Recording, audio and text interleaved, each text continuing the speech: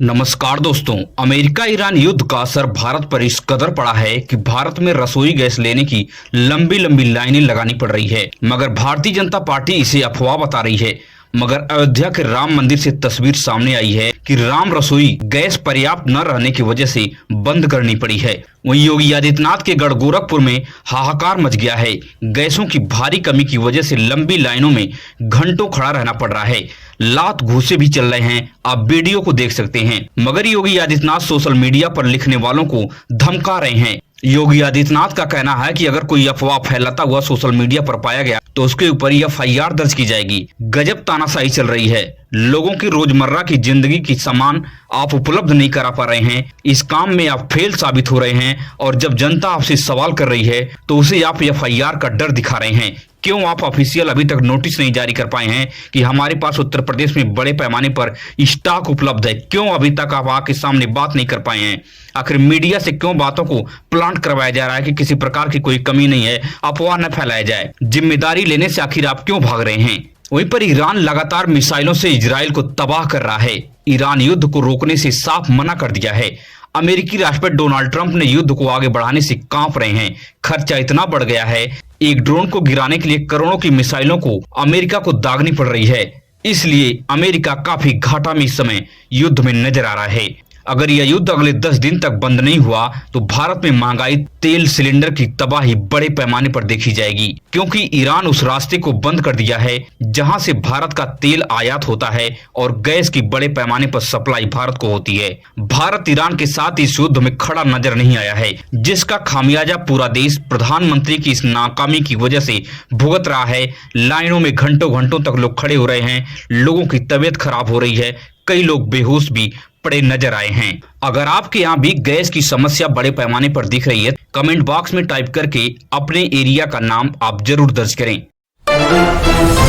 वहीं पर नगीना के सांसद चंद्रशेखर आजाद को जान से मारने की बड़ी धमकी मिली है। दरअसल चंद्रशेखर आजाद 15 मार्च को उत्तर प्रदेश के बाराबंकी में बड़ी रैली का आयोजन करने का ऐलान किया था, जिसे लेकर एक करणी सेना का महामंत्री अभिनव सिंह भड़क गया। चंद्रशेखर का पैर तोड़ने की धमकी दे डाली। अभिनव सिंह ने साफ कहा कि चंद्रशेखर हिंदुओं, सनातन धर्म और सवर्णों को लगातार टारगेट करता है और मुसलमानों को समर्थन करता है और मुसलमानों के साथ जाकर इफ्तार पार्टी करता है और ईरान का भी खुलकर समर्थन करता है।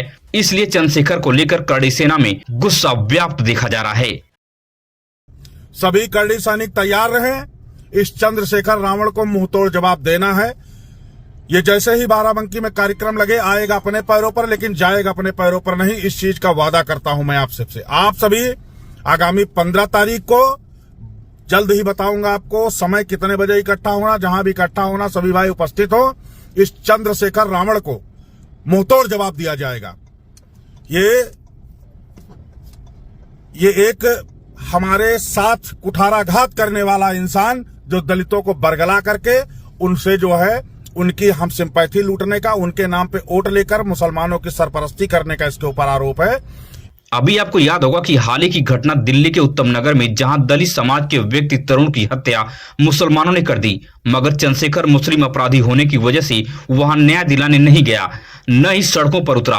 मगर सवर्ण और दलितों के बीच में कहीं पर कोई भी घटना हो जाती है, चंद्रशेखर तुरंत सड़कों पर उतरकर तांडव करने लगता है। आखिर जहां पर मुसलमान दलितों के साथ अत्याचार कर रहे हैं, चंद्रशेखर वहां पर चुप्पी क्यों साधा हुआ है? इस प्रकार के आरोप बीएसपी के कार्यकर्ता बड़े पैमाने पर भी लगा रहे हैं और करणी सेना का महामंत्री अभिनव सिंह भी इसी बयान को दे रहा है।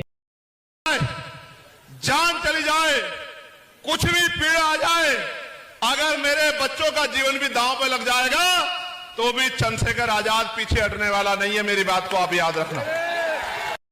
आपको क्या लगता है कि चंद्रशेखर पर लगाया गया यह आरोप सही है या गलत है? कमेंट में टाइप करके जरूर बताएं।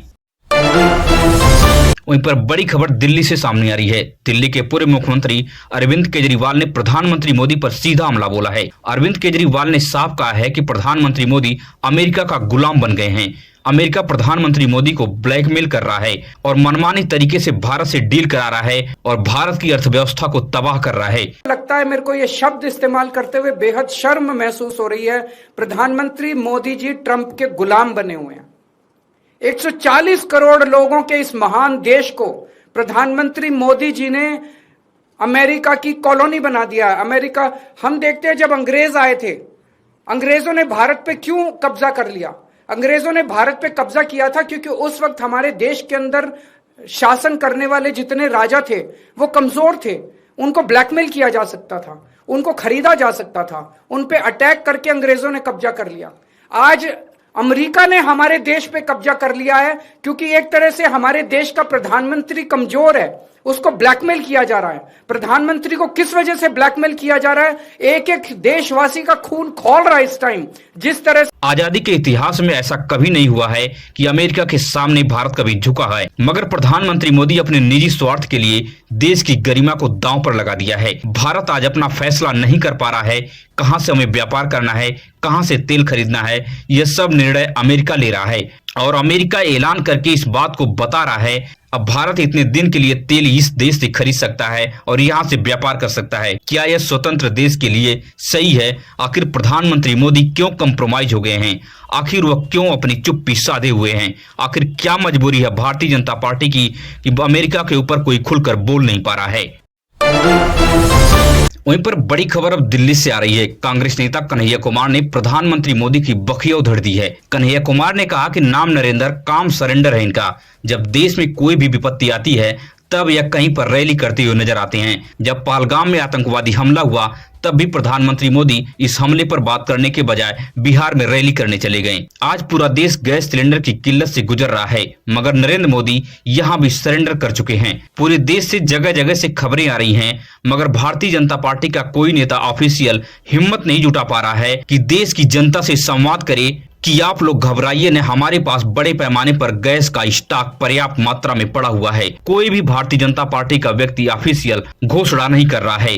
जब आप जिम्मेदारी लेने से भाग रहे हैं, जनता को आश्वासन भी नहीं दे रहे हैं, तो जनता में इस प्रकार की अफरा तफरी तो मचना लाजमी है। मगर बिकाऊ मीडिया से खबरें प्लांट करवाई जा रही हैं कि भारत में किसी प्रकार की कोई कमी नहीं है, न ही गैस सिलेंडर में किसी प्रकार का कोई स्टॉक कम हुआ है। मगर खुलकर प्रधानमंत्री मोदी क्यों यहाँ पर आके मन की बात अपना नहीं कर रहे हैं? जहाँ पर देश को जरूरत होती है प्रधानमंत्री मोदी की, वहाँ से प्रधानमंत्री मोदी भागते हुए नजर आते हैं।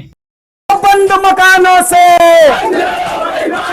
अरे निकलो बंद मकानों से। मंजर सामने आने लगे हैं, गाते गाते लोग चिल्लाने लगे हैं, अब तो इस तालाब का पानी बदल दो यारो। ये कमल के फूल कुम्हलाने लगे हैं, ये कमल का फूल कुम्हला रहा है। यह सरकार डरी हुई है और यह प्रधानमंत्री डरे हुए हैं। और जय शाह का डैडी का तो पता नहीं ब्लड प्रेशर आजकल क्या चल रहा है। आज संसद भवन में कांग्रेस की महिला नेताओं ने नाम नरेंद्र, काम सरेंडर का नारा लगाया। पूरा संसद इस नारे से गूंज उठा है। कन्हैया कुमार ने कहा कि भारत की बदनामी आपने दुनिया में करवा रखा है। अमेरिका के सामने आपकी हिम्मत नहीं है कि आप एक शब्द बोल सकें। आपने पूरे देश को अपने निजी स्वार्थ के लिए खाई में ढकेल दिया है। आने वाले समय में देश आपसे हिसाब लेगा।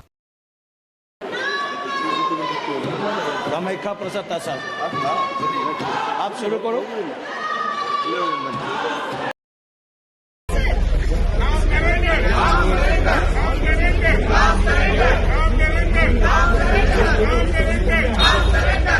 अगर आप भी देश और दुनिया से बड़ी खबरें देखने में दिलचस्पी रखते हैं तो हमारे इस चैनल को सब्सक्राइब कीजिए, वीडियो अपने दोस्तों और रिश्तेदारों तक शेयर कीजिए। मिलेंगे इस तरह से नई वीडियो में नई सूचना के साथ। धन्यवाद।